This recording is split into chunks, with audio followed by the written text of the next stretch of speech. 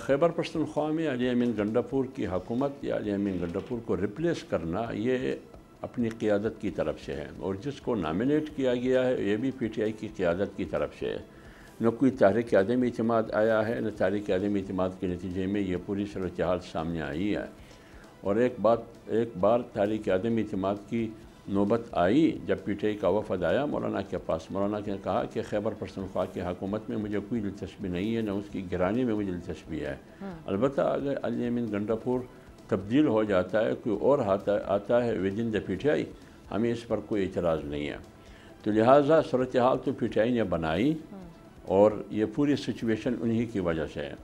اب آئی یہ اس بات پر کہ کورٹ نے آج فیصلہ دیا ہے کہ گورنر کا حلف لے منتخب وزیر اعلیٰ سے، یہ تو ایک فیصلہ ہے۔ اور ہمارے جو پارلیمانی لیڈر ہے وہاں خیبر پختونخوا میں، انہوں نے پیٹیشن کیا ہے، اس کا مدعا یہ ہے کہ یہ پروسیس غیر آئینی ہے، یہ آئین کے مطابق نہیں ہے۔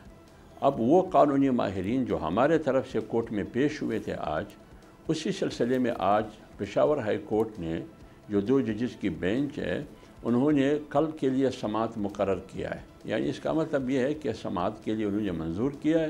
ابھی کل فیصلہ ہوگا کہ واقعی یہ جو پروسیس ہوا سی ایم کے انتخاب کا یہ آئینی ہے یا غیر آئینی ہے۔ سبسکرائب کریں اور بیل دبائیں تاکہ کوئی خبر رہ نہ جائے۔